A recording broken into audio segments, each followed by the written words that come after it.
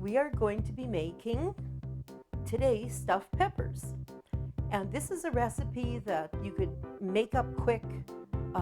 The ingredients, as long as you have a few basic things, your meat, rice, whatever vegetable seasonings you want to do, then you've got something for a quick lunch, or if company's coming over, or whatever, things happen.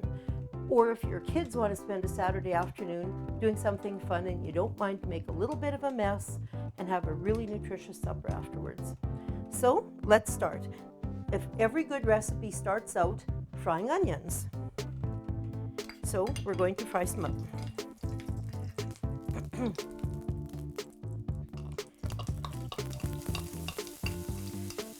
If your kids don't like onions, put in some onion powder. But it's really nice to have the fried onions. It's just a very good flavor. So we're going to get this done up.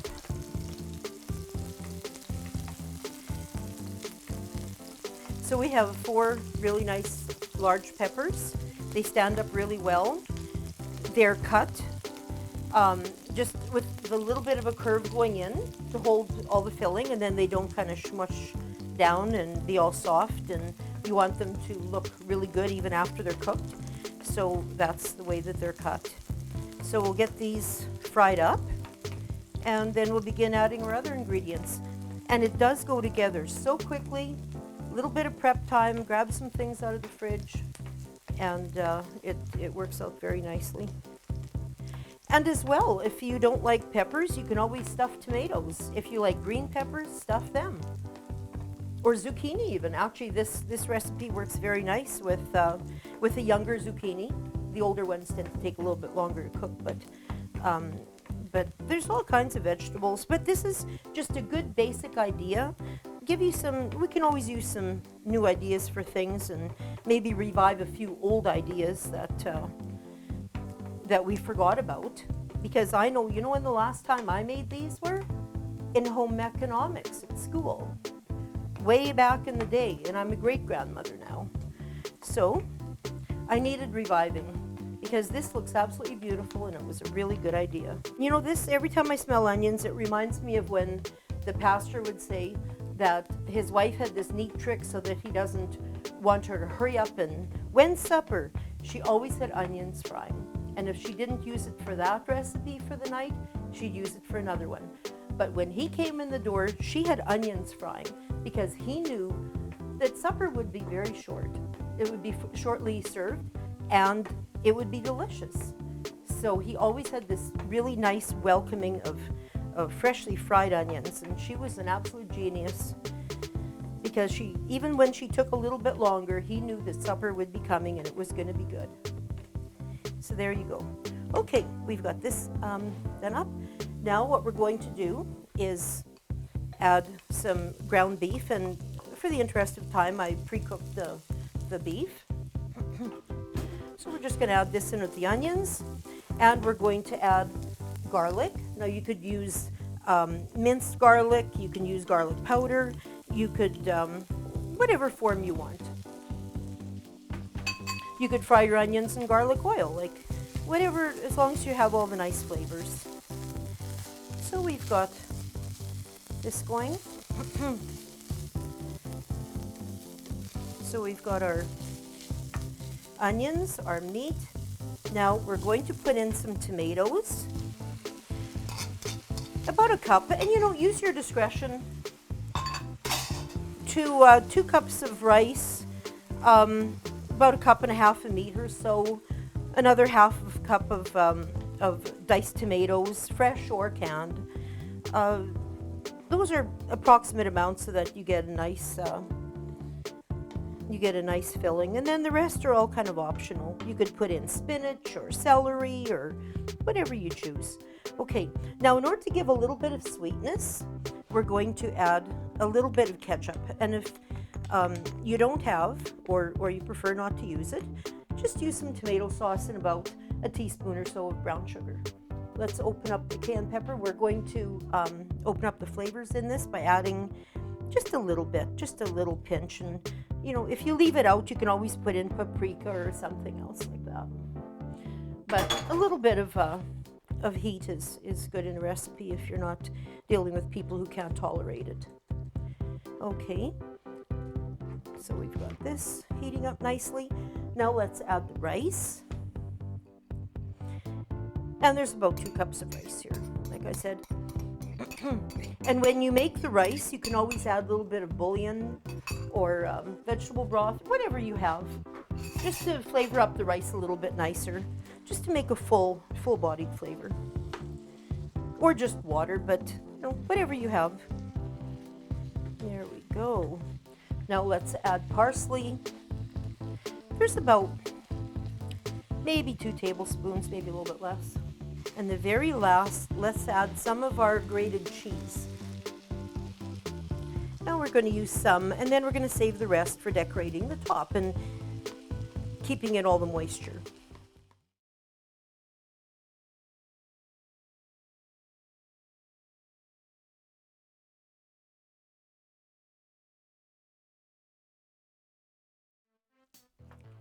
There we go. Nice and colorful, pretty. Lots of moisture. There's some good moisture in here without it being soggy. So if it's not quite moist enough, just either add a little bit of tomato sauce or whatever you're using. Now let's fill them. See, it's kind of fluffy and yet good substance. So give it just a little bit of a pat down. Not overly, but just some. Make sure that all this yummy filling is all used up. And with those amounts, you should get 4. If you want to do a little more, then add an extra cup and you get an extra 2 peppers. So we're going to do this just so that the bottoms are cooking nice, but we don't want to add so much water, like more than about ½ inch. We don't want to add so much water that it actually gets soggy on the bottom. And we don't want to let it run dry at all. So we'll do that. And then we're going to add a little cheese on top.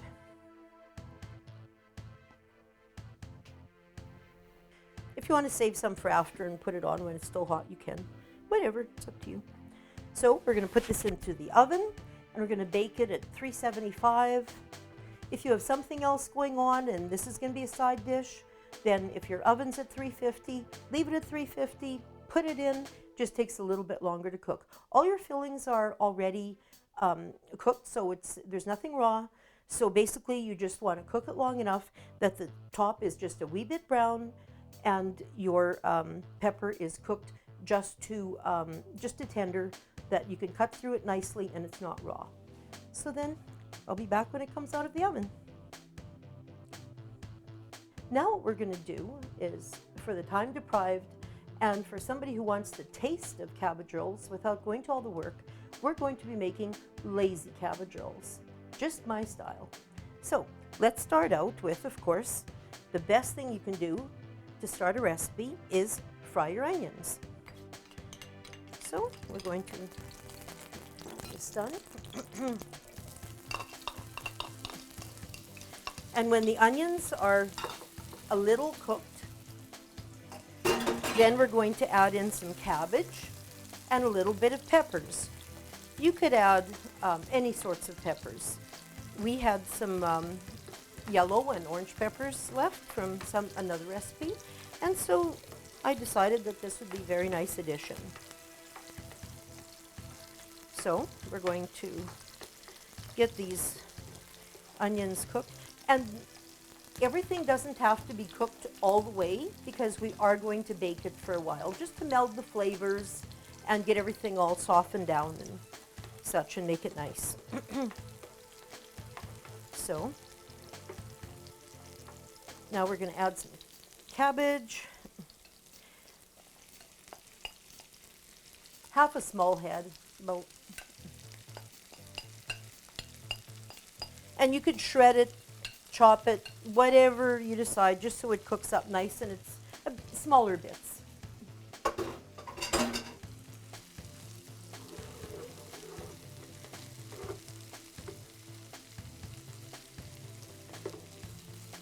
So we'll get this all fried up.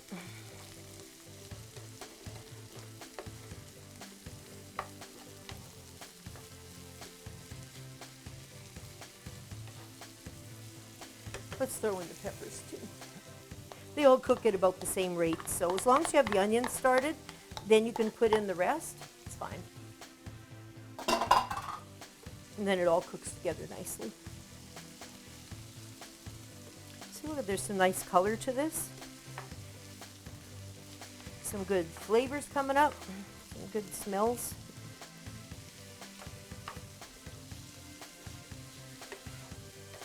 At this point, if you have any of, like, if you need some salt and pepper, you're welcome to put it in. And the salt just helps the cabbage cook down a little bit easier. But we've got other, like we've got canned tomatoes instead of fresh, so there's a little bit of salt in everything here, so I'm not adding a lot of salt. As long as you have a good frying pan, there's so many different recipes, and a good casserole dish, you're good to go. You have so many options. At this point, we're going to add a 1/4 cup of vinegar. About a 1/4 cup. You can either add white vinegar or apple cider vinegar. Right now I'm using apple cider vinegar.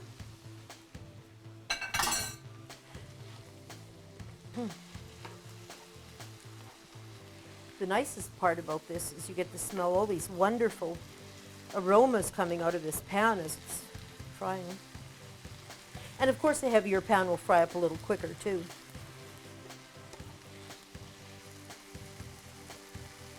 And as soon as this is done, we're going to add some ground meat. If you don't have the pre-cooked ground meat ready or left over from something else, and you want to add your raw ground meat with your onions, cook that, and then add your cabbage that's been done in another pan. You don't want to cook the cabbage with the meat and the onions. Just take another pan and cook it up. If you do, there's another way that you can do it too, and that's by putting all your items into one casserole dish and leaving it alone at 350 for an hour and a half at least, maybe 2 hours. And just let it cook for itself, and it's going to be very delicious. If you don't have a lot of time to baby it, throw everything in there, but then it takes a longer cooking time. And that's what a lot of our relatives have done. They've, when they're feeding big families, you make it easy, right? But if you're a little bit short on time that you want to have it in the oven, this is a nicer way of doing it. Just, sauteing up the vegetables just really gives it a lot of flavor.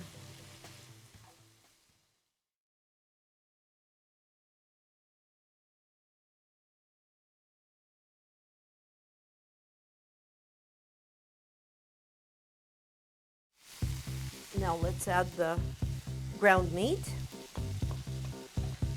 A couple of cups.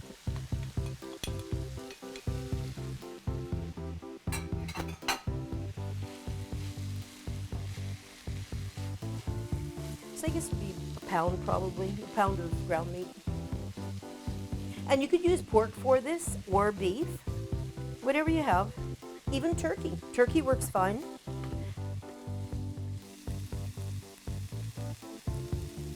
Let's add the garlic. This is a minced garlic.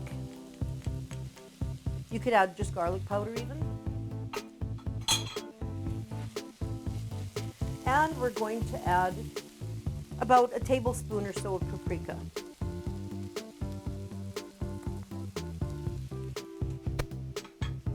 And any paprika will do, whatever you have in the house.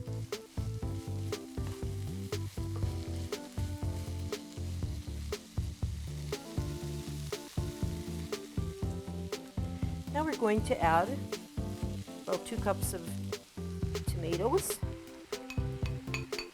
Fresh or canned, doesn't really matter.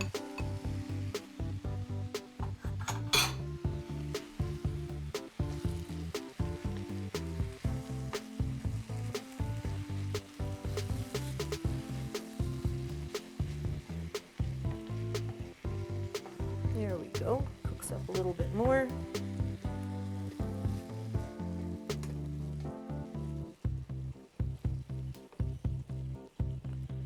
Nice colors.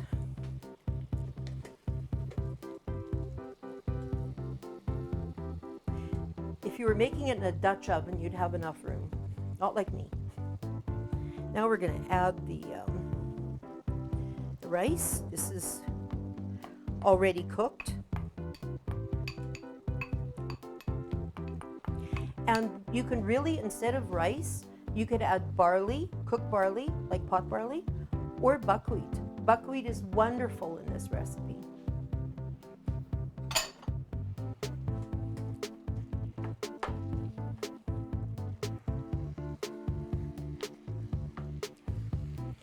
Okay, now let's put this into the casserole dish and get this into the oven.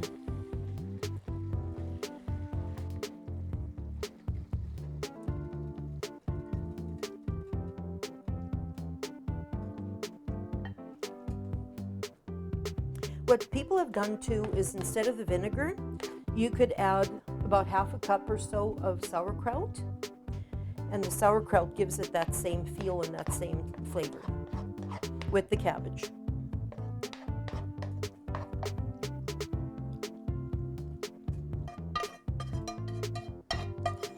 There we go.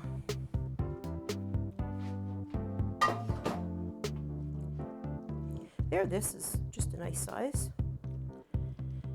So I'd say about a 2-quart container. Now, what we're going to do is cover this with a bit of foil, and we're going to put it into the oven for about an hour. About an hour at 375. If you cook the cabbage down a little bit more, you could probably get away with it a little bit less, but about an hour at 375. 350, go for an hour and a half. So we'll see you when it's all done. We'll show you what it's like. So we have our peppers all ready. They've been sitting for about 5 minutes out of the oven, and that way it's a little more tender. The filling stays a little bit more together when you serve it. So at this point you can add toppings, salsa, sour cream, mayonnaise, or whatever you decide that you'd like for a little flavor addition, and just to dress it up a little bit.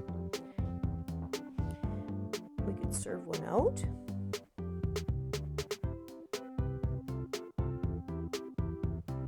There we go. All right, let's just cut into it and show you what it looks like. And also the texture of the pepper is it's very nice, but it's actually crucial, because if it's a little bit tough, then it's not going to be very nice to eat. So this is my version of stuffed peppers. You have fun making your own version.